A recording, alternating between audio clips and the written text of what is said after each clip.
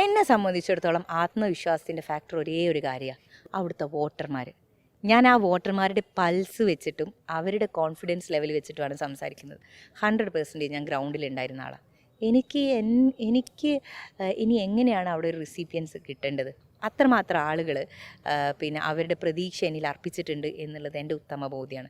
അതിൽ നിന്നാണ് ഞാൻ പറയുന്നത്. പിന്നെ ഇപ്പോൾ കണക്കുകളും കാര്യങ്ങളും ഒക്കെ വന്നപ്പോഴും UDF മുൻതൂക്കം എന്നുള്ള രൂപത്തിൽ തന്നെയാണ് വന്നത്. അവിടെ ഇറങ്ങിയപ്പോൾ എന്താണോ എൻ്റെ കോൺഫിഡൻസ് അത് തന്നെ, അല്ലെങ്കിൽ അതിലൊരു പടി കൂടിയിട്ട് മാത്രമേ ഉള്ളൂ. താങ്കൾ പറഞ്ഞ വർഗീയ കാർഡ് അല്ലെങ്കിൽ വർഗീയ പ്രചരണം അവിടുത്തെ വോട്ടർമാരിൽ ഏശിയിട്ടില്ല. എന്താ ഇവർ പേരാമ്പ്ര മണ്ഡലത്തിനെ പറ്റി മനസ്സിലാക്കിയത്? ഒന്നും അല്ലെങ്കിൽ ഇത്രയും കാലം ഈ 46 വർഷം ഇടതുപക്ഷമാണല്ലോ അവിടെ ഭരിച്ചിരുന്നത്. ആ ഭരണത്തിനിടയിൽ ഈ വോട്ടർമാരുടെ രാഷ്ട്രീയവും അവരുടെ ജനാധിപത്യ ബോധവും മനസ്സിലാക്കാൻ ഇടതുപക്ഷത്തിന് സാധിച്ചിട്ടില്ല എന്നാണോ?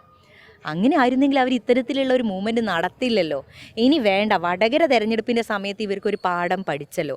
എന്നിട്ട് എന്തിനാ ഇപ്പോൾ വീണ്ടും ഈ നിയമസഭാ തെരഞ്ഞെടുപ്പിൽ ഇതേ കാർഡുമായിട്ട് വന്നത്? ഒരു കാര്യം നമുക്കൊരു അമളി പറ്റിയെന്ന് തോന്നിയാൽ പിന്നെ അത് റിപ്പീറ്റ് ചെയ്യാതിരിക്കുകയല്ലേ ചെയ്യുന്നത്. അപ്പോൾ ഇതൊക്കെ കൃത്യമായിട്ട് ഇവിടെയുള്ള ആളുകളുടെ മനസ്സ് വേദനിപ്പിക്കാൻ വേണ്ടിയിട്ട്, അവരുടെ വിശ്വാസത്തിന് ചോദ്യം ചെയ്യാൻ വേണ്ടിയിട്ട്, അവരുടെ ജനാധിപത്യ ബോധത്തിന് കീറിമുറിക്കാൻ വേണ്ടിയിട്ട് നടത്തുന്ന പരിപാടികളാണ്. അത് ഫ്രസ്ട്രേഷൻ്റെ ഭാഗമായിട്ട് വന്നതാണ്. അത് യഥാർത്ഥത്തിൽ ഈ ജനങ്ങളോട് ഒരിക്കലും അവർ കാണിക്കേണ്ട കാര്യമേ അല്ലായിരുന്നു. അവരെ വിശ്വാസത്തിലെടുക്കാൻ തയ്യാറാകണമായിരുന്നു. ഏറ്റവും അവസാനം മെയ് 4 എന്തായിരിക്കും പേരാമ്പ്രയിലെ റിസൾട്ട്? പേരാമ്പ്ര UDF തൂക്കും.